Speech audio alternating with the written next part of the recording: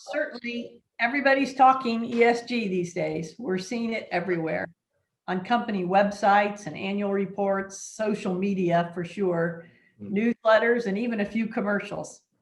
ESG is being discussed in the boardrooms of all sectors, whether it's investment, food and drink, certainly big retail, pharmaceutical, personal care, trucking and logistics, and of course, automotive, and many, many more. If a company makes or provides goods or services, it's on their radar. Environmental, social, and governance, many of the ideas are not new, but now companies' values and goals and actions and its approach to sustainability are being quantified and judged by stakeholders. Stakeholder groups such as customers, suppliers, and employees are calling on companies to do more on these key sustainability topics. It's a framework, ESG is used to assess the impact of a company's practices, its contribution to society, and its financial performance. The ESG definition is somewhat eludes everybody. Everybody seems to be looking for what is the exact definition. And the reality is there really isn't one. That's a little hard to believe, but it's true. There are some very large government agencies, or really non-government agencies are better, including even like the NASDAQ, for instance, there's certainly redundancy in what those topics are. So primarily environmental will include climate change, water and waste management. Social is worker health and safety. It's workforce diversity and inclusion. It's employee relations and labor practices. And governance is a little more self-explanatory. It's compliance with regulations is the bottom line. It's including EPA and OSHA, but also IRS, tax code, employment and labor laws. And there are certainly a lot of drivers. The drivers are brand image, which is driving a lot of people right now. Certainly stock investment ratings, but they're also now rating portals for private companies.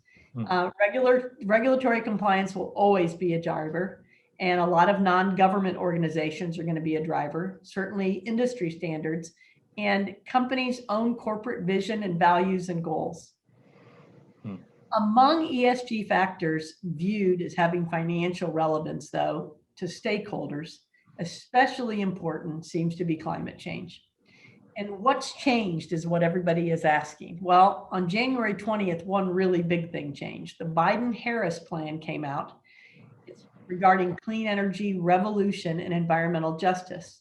This ensures that the US achieves 100% clean energy economy and reaches carbon neutral by 2050. Corporate ESG is widely recognized as factoring into corporate performance. Gone are the days really where this is just a reputational issue and the latitude of checking a few boxes on a questionnaire. Investors are calling this a tectonic shift to socially conscious consumers. Various stakeholder groups, including customers, suppliers, employees, are basically calling on these companies to do more on these sustainability topics and be more transparent about their efforts. A poor ESG track record can pose risks. And studies show that companies that can balance their financial returns with a focus on social and environmental impact are gaining traction with an ever-broadening number of stakeholders.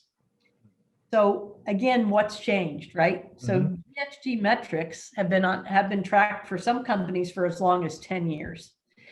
And there's nothing different about that. So what's changed? Well, what's changed is this: the availability of that information to consumers.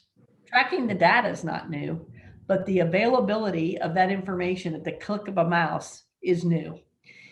Increasing in the number of customer requirements, that's new. People had 10, maybe 15 different customers that were asking for some simple data over the past 10 years.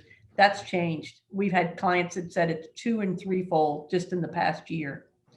We have clients that say they spend a lot of their time, much of their time, sorting through and answering these various questionnaires. Some of these questionnaires have redundant information, and some of them have very unique information. And the frequency of when they have to turn these questionnaires in is variant.